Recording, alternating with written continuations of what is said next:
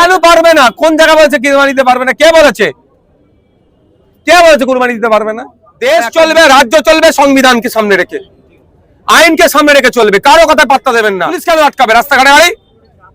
এই বাড়িতে গরু পুষতে পারবো না? যতক্ষণ না আপনি বলি দিচ্ছেন, যতক্ষণ না ছুরি চালাচ্ছেন, কারো ক্ষমতা নেই, কোন আইনে নয় তাকে আটকানো।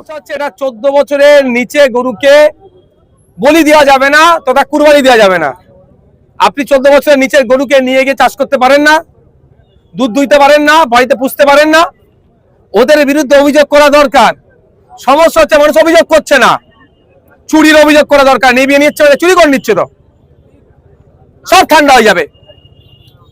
পুলিশও একটা গরুর গাড়িকে দাঁড় করিয়ে তাকে নামাতে পারবে না। এই ধরনের কোন সমস্যার সম্মুখীন হয় সেই পুলিশ হোক, আর কোন বিজেপি নেতা নেত্রী হোক, আর সাধারণ মানুষ হোক, তার বিরুদ্ধে থানায় কমপ্লেন করুন। কমপ্লেনের কাগজ আমাকে দিন, আমি উচ্চতর অফিসারদের সাথে কথা বলে প্রয়োজনে কোর্টের দ্বারস্থ হবো। আপনি 14 বছরের নিচে একটা গরুকে কিনে নিয়ে যেতে পারেন না, বাড়িতে দুধ দইতে পারেন না, চাষের কাজে লাগাতে পারেন না, আপনি নিয়ে ট্রান্সপোর্ট দিয়ে যেতে পারবেন না। শুধুমাত্র হয়তো আতঙ্কের পরিবেশ তৈরি করা হচ্ছে। তো লাইভ চালান যেখানে আটকাচ্ছে, যে আপনি আমার গরুটা আটকালেন কেন? আমি গরুটা পুষার জন্য নিয়ে যাচ্ছি।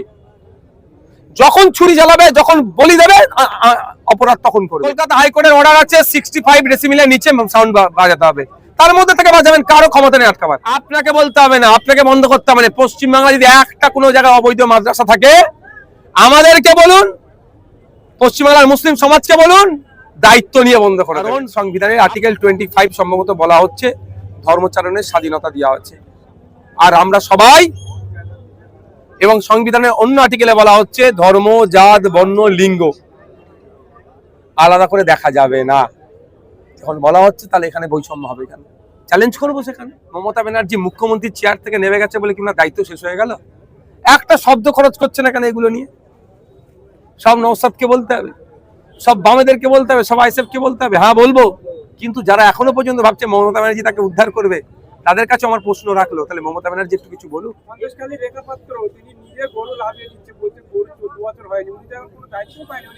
ব্যাপারটা হচ্ছে উনি দায়িত্ব পাকা নাই পাক সেটা রাইট নয়, ওর গরু নাবিয়ে নিবা কারো রাইট নাই। সমস্যা হচ্ছে এটা 14 বছরের নিচে গরুকে বলি দেওয়া যাবে না, তথা কুরবানি দেওয়া যাবে না। আপনি 14 বছরের নিচের গরুকে নিয়ে গিয়ে চাষ করতে পারেন না, দুধ দুইতে পারেন না, বাড়িতে পুষতে পারেন না। ওদের বিরুদ্ধে অভিযোগ করা দরকার। সমস্যা হচ্ছে মানুষ অভিযোগ করছে না, চুরির অভিযোগ করা দরকার। নিয়ে নিচ্ছে, চুরি করে নিচ্ছে, তো সব ঠান্ডা হয়ে যাবে। পুলিশও একটা গরুর গাড়িকে দাঁড় করিয়ে তাকে নামাতে পারবে না। হ্যাঁ, 14 বছরের নিচে কোনো গরুকে যদি জবা করে বলি দেয়, কুরবানি দেয়, তাহলে আইনত অপরাধ করলো। সে অপরাধের আপনারা দেখেছেন কাগজ সার্কুলেট হচ্ছে, 6 মাস জেল বা জরিমানা বা দুটি হতে পারে, অর্থাৎ জামিনযোগ্য।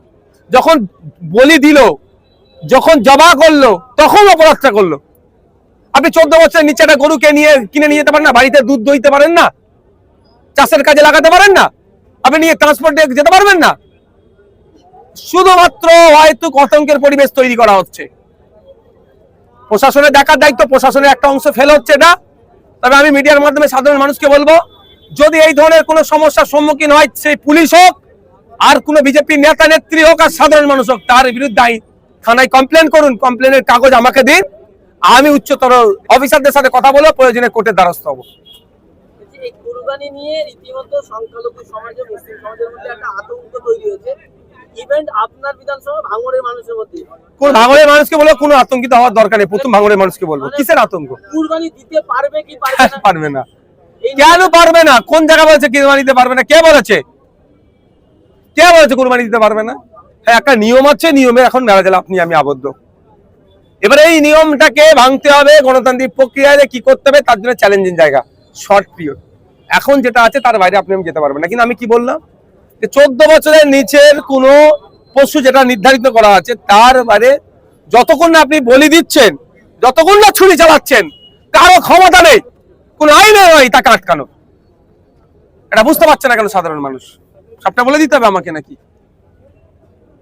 পুলিশ কেন আটকাবে রাস্তাঘাটে? এই বাড়িতে গরু পুষতে পারবো না? গরুর দুধ খেয়ে আমি আমার শরীর স্বাস্থ্য ভালো থাকবে, বা দুধ বিক্রি করার জন্য আমি খাটাল থেকে একটা গরু কিনে নিয়ে যেতে পারবো না? কথা বলতে হবে তো। লাইভ চালান যেখানে আটকাচ্ছে, যে আপনি আমার গরুটা আটকালেন কেন? আমি গরুটা পুষার জন্য নিয়ে যাচ্ছি। যখন ছুরি চালাবে, যখন বলি দেবে, অপরাধ তখন করবে 14 বছরের নিচে হলে। বিজেপি বিধায়করা মিডিয়ার সামনে বারবার বলছে আজান বন্ধ করে দেওয়া হবে, লাউড স্পিকারে আজানে আমাদের সমস্যা হচ্ছে বলে মানুষের মধ্যে একটা মানুষকে উস্কানো হচ্ছে। এই বিষয়টা কিভাবে দেখছেন? এই বিষয়টা আপনি আমার আগে একটু শোভনদেব বাবুকে জিজ্ঞাসা করেন না, বিরোধী দলের নেতা তো বিধানসভার 80টা সিট নিয়ে আছে, একটু তাদেরকে জিজ্ঞাসা করবেন না। আমি বলবো এতটুকু কথা, কারো কথাই পাত্তা দেবেন না। দেশ চলবে, রাজ্য চলবে সংবিধানকে সামনে রেখে, আইনকে সামনে রেখে চলবে, কারো কথায় পাত্তা দেবেন না। কলকাতা হাইকোর্টের অর্ডার আছে 65 ডেসিবেলের নিচে সাউন্ড বাজাতে হবে, তার মধ্যে থেকে বাজাবেন, কারো ক্ষমতা নেই আটকাবার। বিজেপির এক বিধায়ক সাংবাদিকের সম্মুখীন হয়ে তিনি দাবি করলেন যে মাদ্রাসা, যে খারিজি অবৈধ মাদ্রাসাগুলো বন্ধ করা হবে, যদি তারপরেও না বন্ধ করা হয় তাহলে আমরা বুলডোজার চালাতে বাধ্য হব। এবার ব্যাপারটা হচ্ছে এটা, বিজেপির যিনি বিধায়কে মন্ত্রী হয়েছেন তার নামটা তো পরিচিতি ঘটাতে হবে। এই ধরনের আলটপকানা মন্তব্য করলে চর্চা হবে কি করে তার? এইটার জন্য অনেক এসেছিল, অনেক চলে গেছে, অনেকে অনেক কথা বলেছিল। আমি বলবো এতটুকুই কথা, ক্ষুদিরাম টুডু মহাশয়কে মাদ্রাসা সম্পর্কে একটু পড়াশোনা করুন, মাদ্রাসা সম্পর্কে দেখুন। আপনাকে বলতে হবে না, আপনাকে বন্ধ করতে হবে না। পশ্চিমবাংলা যদি একটা কোনো জায়গায় অবৈধ মাদ্রাসা থাকে, আমাদেরকে বলুন, পশ্চিমবাংলার মুসলিম সমাজকে বলুন, দায়িত্ব নিয়ে বন্ধ করে দেবে, আপনাকে বন্ধ করতে যেতে লাগবে না।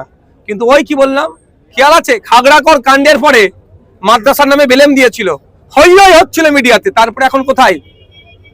আল কায়দা যে বলেছিল, ওটা কি কায়দার বইকে আল কায়দা সাজিয়ে দিয়েছিল।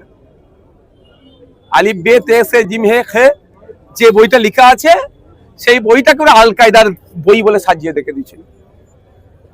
বাগদাদি কায়দার বইকে আল কায়দা সাজিয়ে দিয়েছে। এই হচ্ছে ব্যাপার। আজান নিয়ে বলুন আর কুরবানি নিয়ে বলুন, সাধারণ মানুষ বিভ্রান্ত হচ্ছে, এতে করে সাধারণ মানুষ বুঝতে পারছে না আইনটা কি আর কি করণীয়। তো আমি বলে দিলাম তো, আর কতবার বলবো?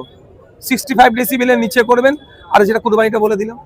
বলছি গতকাল রাজাবাজারে জুম্মার নামাজ নিয়ে পুলিশি বাধা, সেখানে বলছে রাস্তায় নামাজ পড়া যাবে না, ধর্মীয় আচরণ বন্ধ। কিন্তু বিভিন্ন জায়গায় আমরা দেখছি যে ছোট ছোট মন্দির রয়েছে, গির্জা রয়েছে, সেখানে রাস্তার ধারেও কিন্তু সেখানে মানুষের ভিড় হয়। সেক্ষেত্রে শুধুমাত্র মসজিদের উপর বা নামাজের উপর এই বাধা প্রদান, এটা বিজেপি মুসলিম সম্প্রদায়কে টার্গেট করছে, এটা অস্বীকার করার কোনো জায়গা নেই। আমি রাজাবারে যেটা হচ্ছে আমি খোঁজ লাগাচ্ছি, ওখানে আমার কিছু পরিচিত লোক আছে, অ্যাকচুয়াল কি বলেছে, এবং সাথে সাথে এটাও বলছি যে রিটেন তাদের কাছ থেকে নেওয়া হবে। কারণ সংবিধানের আর্টিকেল 25 সম্ভবত বলা হচ্ছে ধর্মচারণের স্বাধীনতা দেওয়া হচ্ছে, আর আমরা সবাই, এবং সংবিধানের অন্য আর্টিকেলে বলা হচ্ছে ধর্ম, জাত, বর্ণ, লিঙ্গ আলাদা করে দেখা যাবে না। যখন বলা হচ্ছে তাহলে এখানে বৈষম্য হবে, কেন চ্যালেঞ্জ করবো সেখানে।